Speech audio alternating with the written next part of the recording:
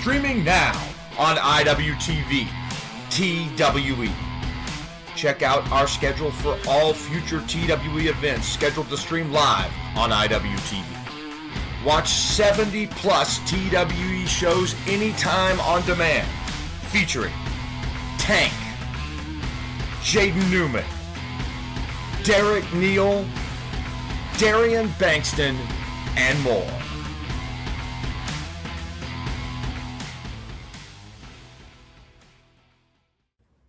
Hello and welcome to the latest Business of the Business podcast. I am your co-host, JP John Paz, for the two-man power trip. Of course, joining me is the doctor himself, Mr. Lavie Margolin. Lavie, how you doing today, sir?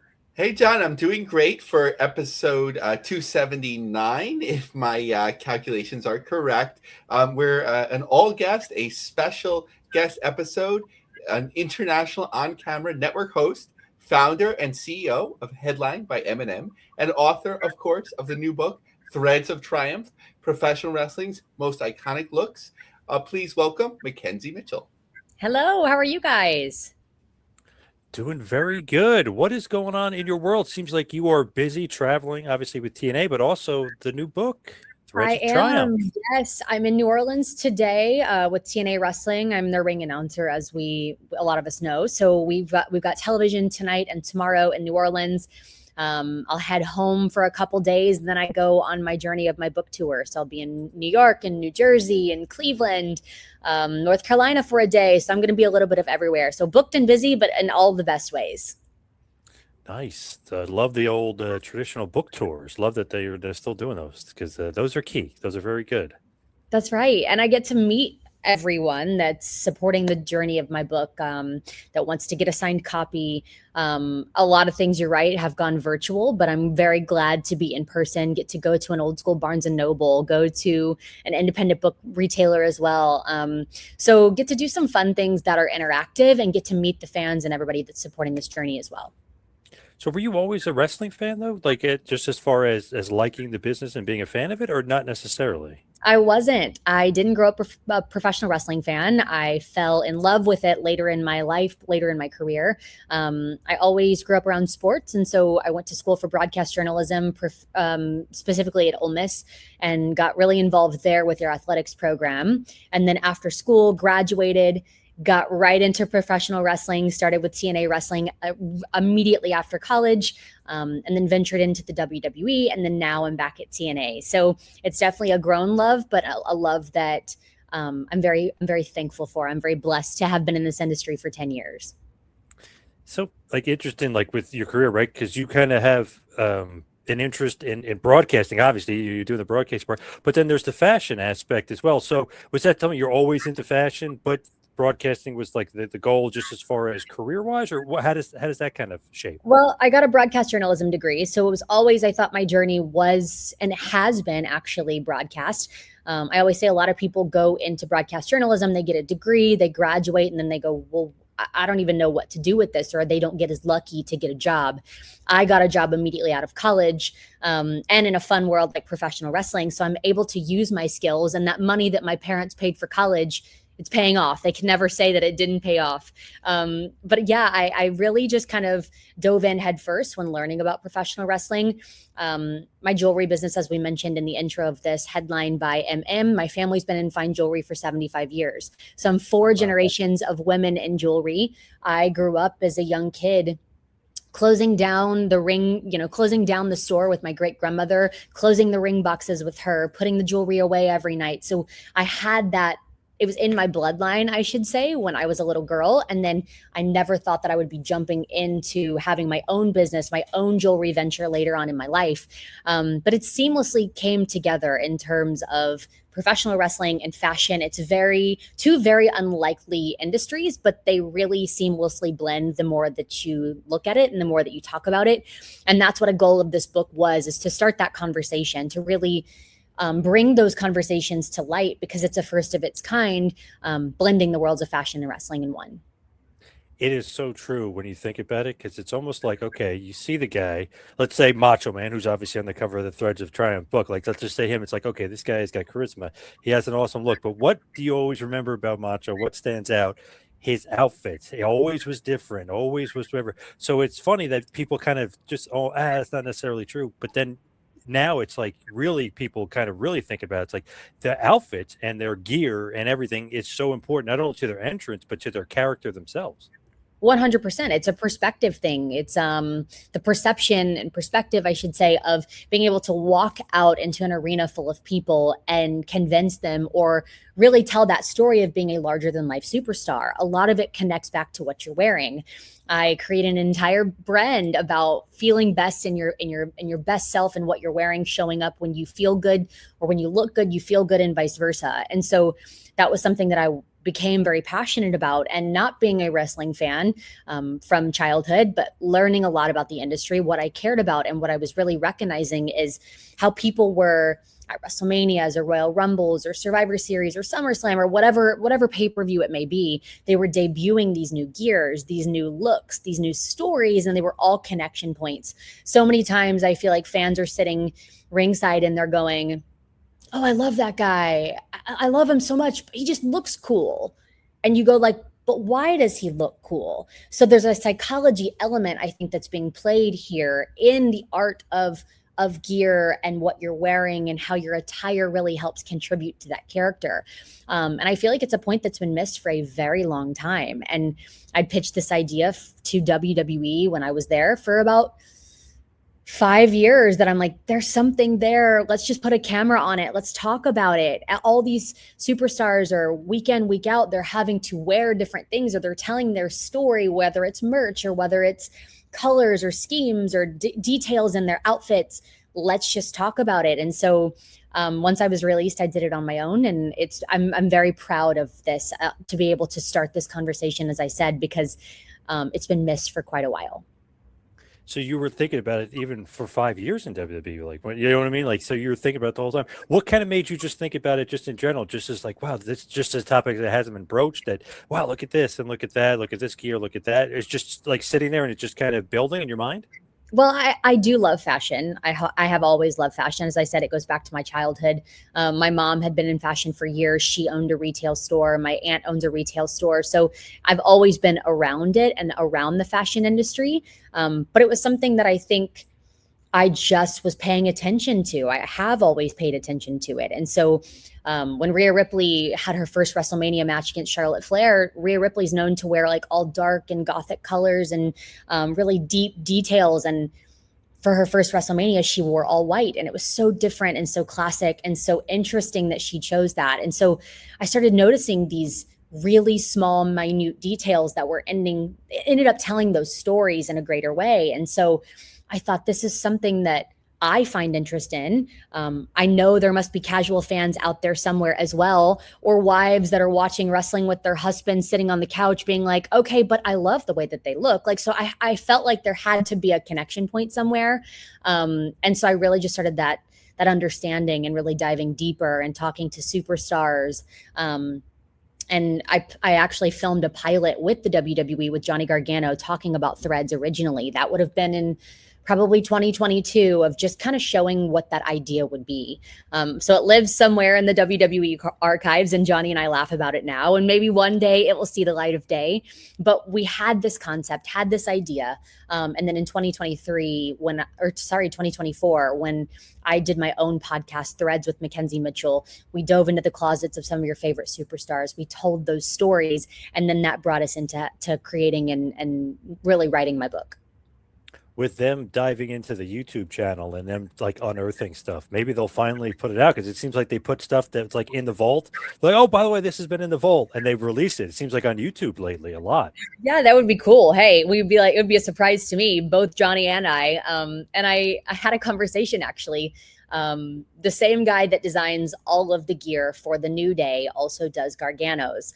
And so he and I actually got on the phone and just, it's been really cool in this book to connect to so many individuals that are in front of the camera, but also behind the camera, and get their stories as well, because so much of the work is done behind the scenes. And that was a big goal of this book, was to really I keep saying it, bring those conversations to light, but actually really dive into it in a deeper way and find those untold stories that just don't exist out there in the public.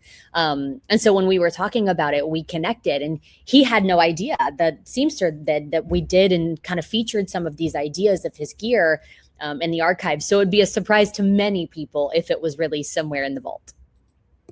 Man, they got to put that out there. It sounds like you know, a great idea that maybe they should have pushed just in general to begin with. But you never know their thought process, right? I mean, sometimes with their like, what do they think? You know, but I know, as cliche as it sounds, is everything happens for a reason, and timing is perfect in the way that it should be. I'm really thankful that I was able to do the Threads concept on my own, and do that Threads with McKenzie Mitchell, and then do the hard work behind it of writing a 30-page book proposal, doing the analysis, finding what my competition would be out there that's on the market now, which is really there's nothing else that exists of Threads of Triumph in the same way. And so now being able to do the work independently is a little more gratifying, I think, as well. To say, like, I had this idea, it started about this small, and then we've made it into something that's so much bigger, in different mediums, whether it was the podcast and YouTube channel that now has became its own physical, tangible book. So I think that everything happens in its own perfect way. So with you and your current TNA run, how would you compare that run now to the run you had the first time around? Oh, the first time I was here, I was such a young kid trying to understand what wrestling even was. I've said I wasn't a fan growing up, but when I first got my job, I just did a lot of work. I did a lot of research and went on YouTube and searched different people out, and then would kind of in my own way, like write down, like at the time it was Drew Galloway, now Drew McIntyre in the WWE. And I would write down my own notes. Okay, long hair. He hates this guy. Like, okay, he wants this. Like, I had my own understanding of the industry and learned so much in my original days at TNA. I would say I walked then, so I can now run, if you will, to use another metaphor. But I'm very thankful that I started my career at TNA. I was able to create this like persona for who McKenzie Mitchell actually was and get my feet wet and understand, like, okay, this is a little bit of the industry without having the WWE eyeballs on you immediately. So I was able to learn and get that experience firsthand at TNA in my first 4 years. But now being able to be back in the company, to be back at TNA under new ownership, and to also be in a different role as ring announcer is a really great thing. I'm very happy here, and I love my time at TNA. Do you like ring announcing better or backstage announcing, or does it not matter? Like, do you kind of? They're very different. I feel like I could do a backstage interview upside down, standing on my head. Like, I just have learned how to be conversational for so long. I mean, I did it for 10 years and really learned the art of interviewing. I think so many people think like, oh, you just hold a microphone and you just ask a question, but that's not totally true. There's such an art form that goes behind it, and being a great interviewer that can connect to an audience. I think it's so interesting that people just they don't give interviewers as much credit as they should. But on the other side is ring announcing is you're using such a different part of your body. You're projecting your voice. So I think they're both fun in their own ways. I personally am more comfortable as an interviewer, but I also love this new venture as a ring announcer too. Yeah, it's one of those things where like you're almost learning all different parts of the craft. So it's like, yo, they need you to fill in here. You know what I mean? Like you can kind of do it all if necessary, right? Right. Yeah. And I always say to my husband, I'm like, so when are you going to train me for commentary? So, you know, people ask all the time, like, so do you and your husband sit at home? You both are in the industry. Do you talk about wrestling? I'm like, not really. We do. We can both share in the same joys and kind of also understand what the industry actually truly is, because we both live it and work it and are in it. But I'm like, one day he and I are just going to sit down and I'll be like, let's do it. Let's start from scratch. Then we talked about this and joked about this the other day. We could be our own commentary tandem and go and do shows and all the things. So I'm like, maybe one day I'll venture into that lane as well.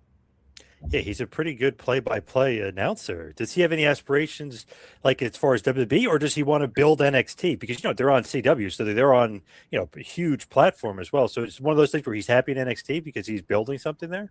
Sure. I can't speak for him. Right. in its entirety. But I think that he loves being at NXT, working under Shawn Michaels has been so great. Shawn is very close to the both of us, and having his freedom and flexibility with Booker T. I mean, they've created such a fun dynamic on commentary. And I always say what you see out there on the commentary table as opposed to behind the scenes, it's very relative. It's very much the same of Booker and Vic that you're going to get. It's as authentic and genuine as you can get.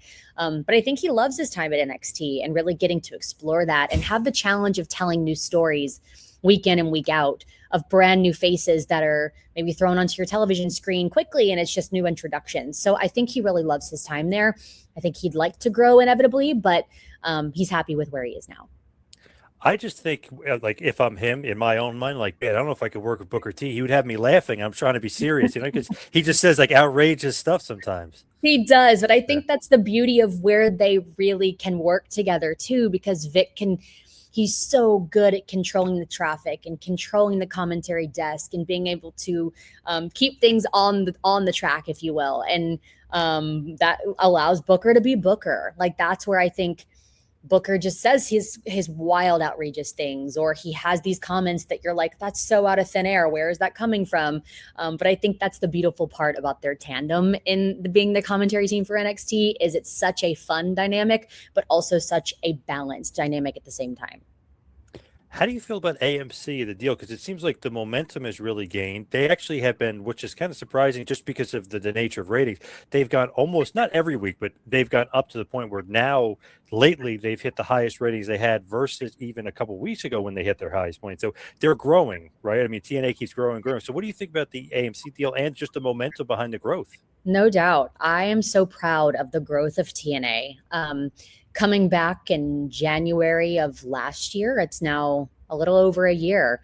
I loved coming back because it's a brand new locker room. It's a brand new energy. There are some familiar faces, of course, that have been throughout the entirety of from my first time that I was here to where we are today.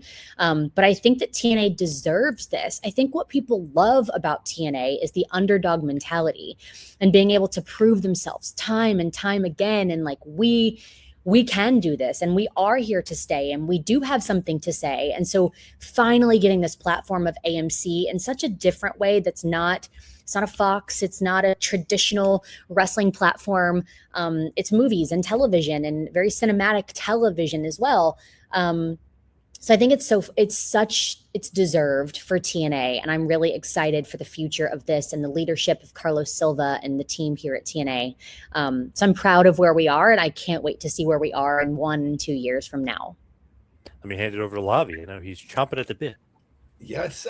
So one of the first things that I got excited about when I learned of your book and saw the cover and everything like that, I was like, this might be, I still think it's unlikely, but it might be the first pro wrestling book that my daughter is willing to take a look at. She is a fashion and design major at an art and design high school in New York City. She's always been very passionate about it. I don't know if you could see my t-shirt, or John, if you can highlight it for a second. So this is a Macho Man recreation of when he said freak out. I asked her to design it for me. It was sort of like amazing.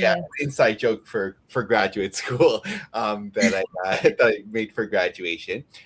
So, just the process of writing such a unique book, as you said, there hadn't been like specific competitors for it. Like when you pitched publishers, like what was their reaction to it, and how did you know that you found the right publisher?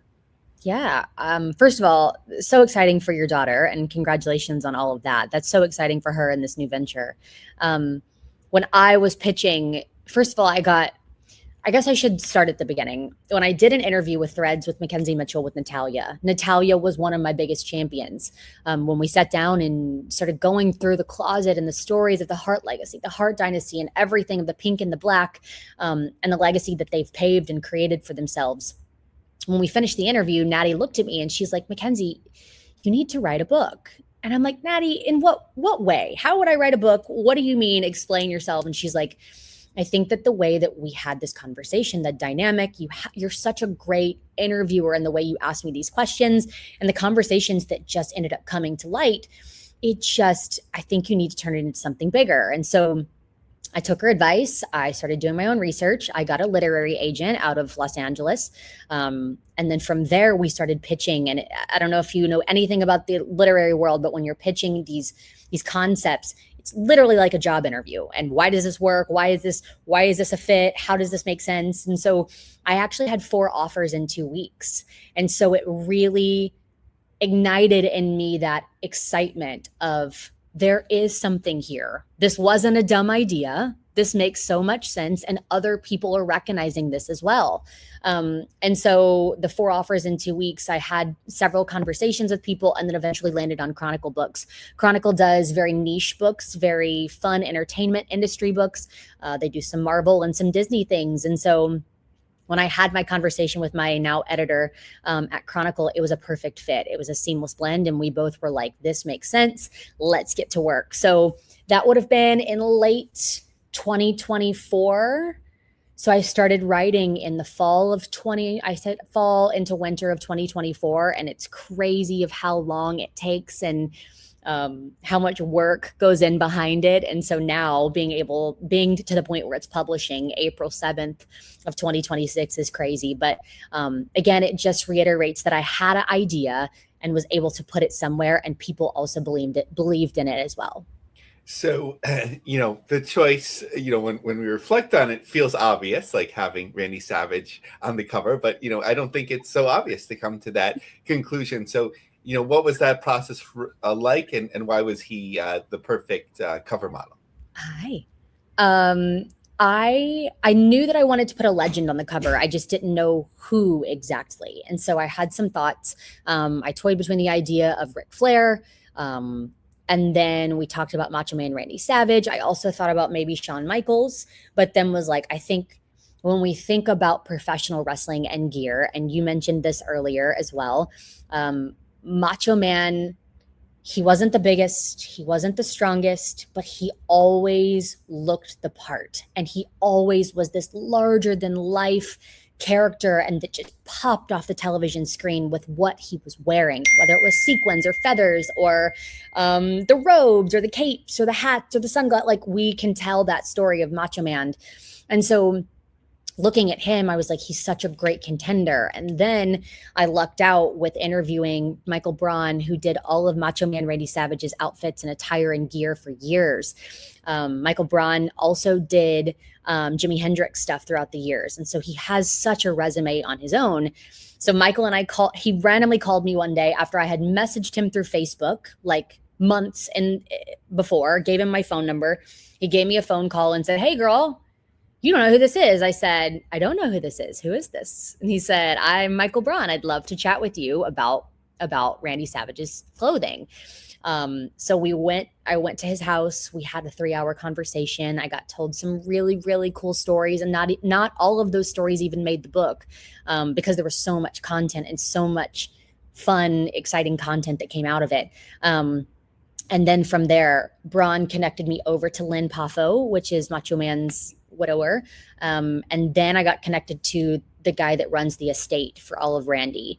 And so it's been a very big blessing to be connected to them. If you see me wearing some of Macho Man's outfits in my author's photo shoot, I got the blessing of the family, which was really cool. And so knowing all of this information, having all this information, it just made so much sense to put Randy on the cover, to have such direct connections. And a goal from the family was always, we want to carry on his legacy. He's been passed since 2001. And so if we can remember Randy and keep his legacy alive, that's something that's super important to us. And so I was honored to also have been part of that and helping contribute to carrying on this legacy. One of the things that I loved is, I believe it's the inside cover very prominently when you open up the book, is the Macho King outfit. I think that's something that, in terms of carrying on the legacy, I think that's been a little bit lost to time. And for me, that's like, one of, the most amazing looks. I saved like the little notebook that I had, and, I would draw all the characters. And that was one of the first characters that I drew, and relatively one of the ones that came out the best. So was the Macho King, like, especially like a unique approach that you found you just had to show it? Yeah, I think I wanted to really showcase for Randy because there was so much, as I said, so many conversations and so many pieces of information that we learned. I wanted to showcase several eras of Macho Man, from Macho King to wearing the capes and the crowns and the sunglasses and all the things, to then being able to wear he was wearing the sequins and the fringe, and he would hold his arms out, and so showing that, but then also touching on even NWO and what he was wearing in the black and the white. And it was really awesome, as I mentioned in the author's photo shoot, to be able to incorporate some of his iconic pieces into those photos. And we took a bit of everything. When Jason FaceTimed me that day and said, "All right, kid, what do you want me to bring?" I'm like, well, I kind of want a piece of every era. Like, I want to go, if you look at the photo, there's a photo that exists, in all my promotion. There's an early robe from the 1970s that Braun didn't even make. So I have that was incorporated. And then it goes to the 80s and the 90s. And so we have every era of Randy that's in there. And that was a big part, because I think a lot of this not even just Randy's clothing specifically, but I wanted to tell that story throughout the years, starting back at the 1940s, going to the 50s, 60s, 70s, 80s, and what we were seeing in fashion, particularly from the beginning of time in wrestling all the way to where we are today, and how that changes, and how that the original concepts, the original blueprints have helped shape the industry that we see today.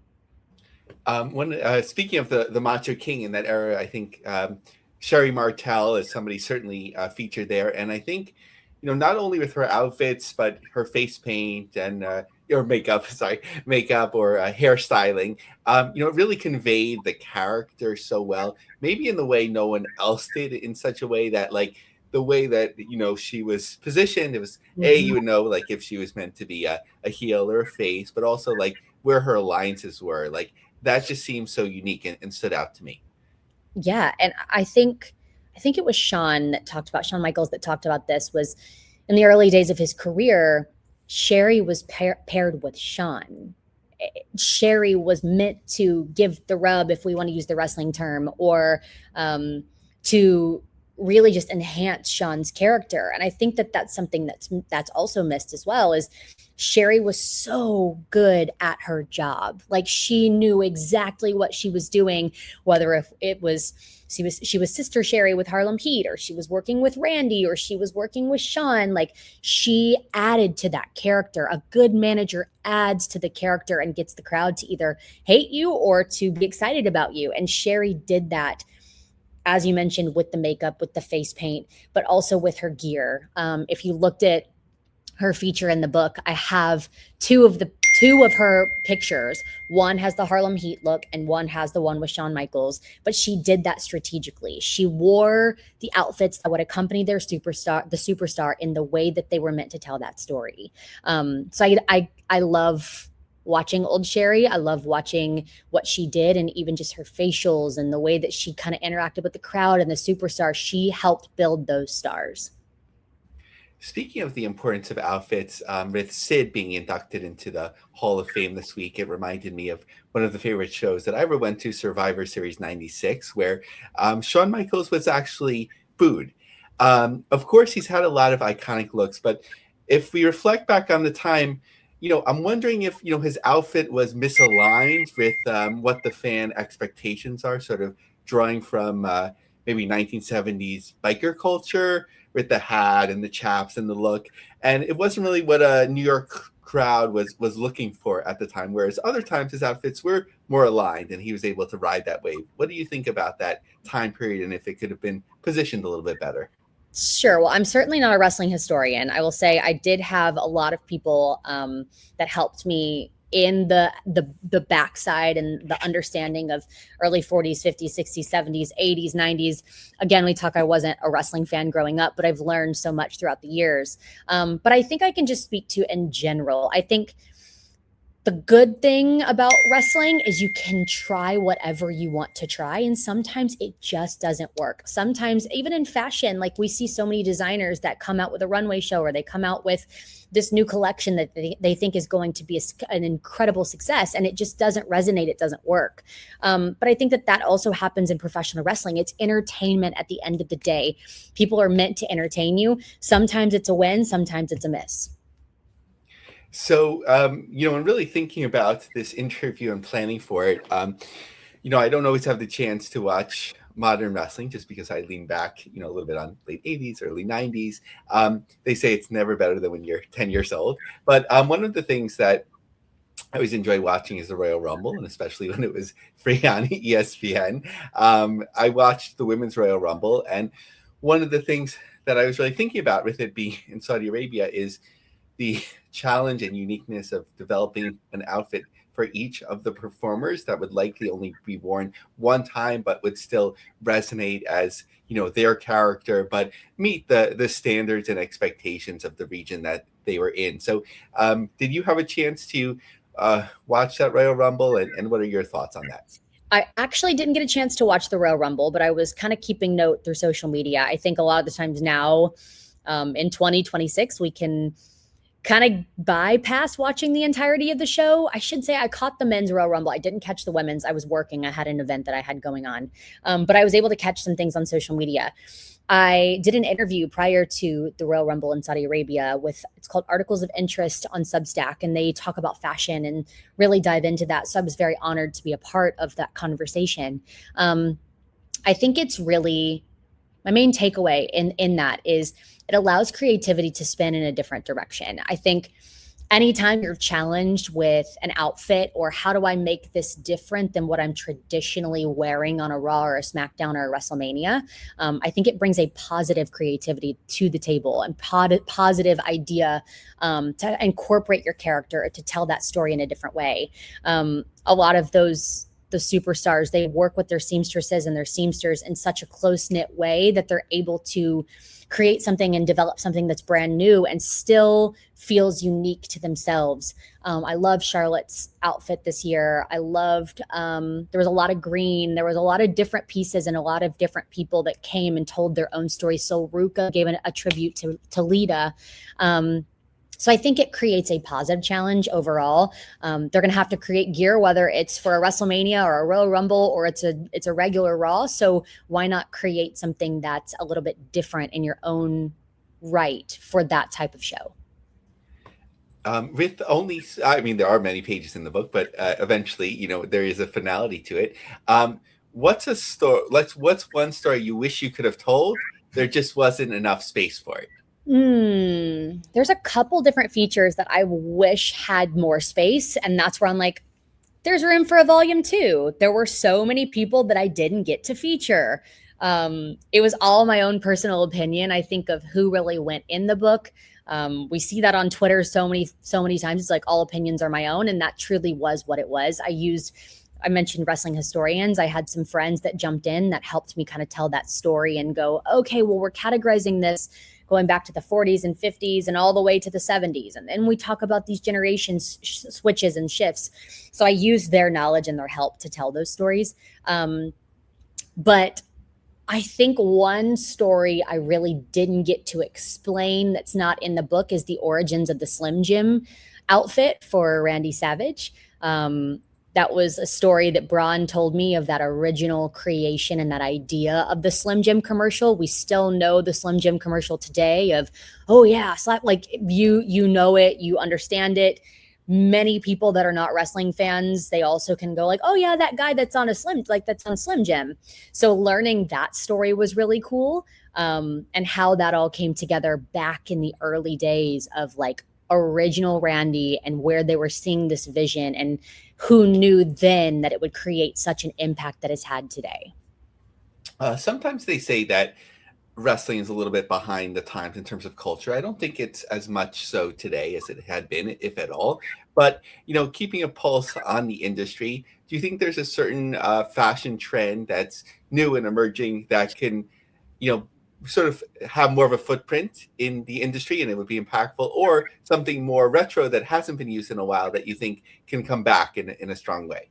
Twofold. I think people are saying now what's old is new again. I think people are reaching back so far to like the early 90s and they want that nostalgia feeling. So I think we're seeing homages happening in some people's gear. As I mentioned, Sol Ruka with Lita at Royal Rumble.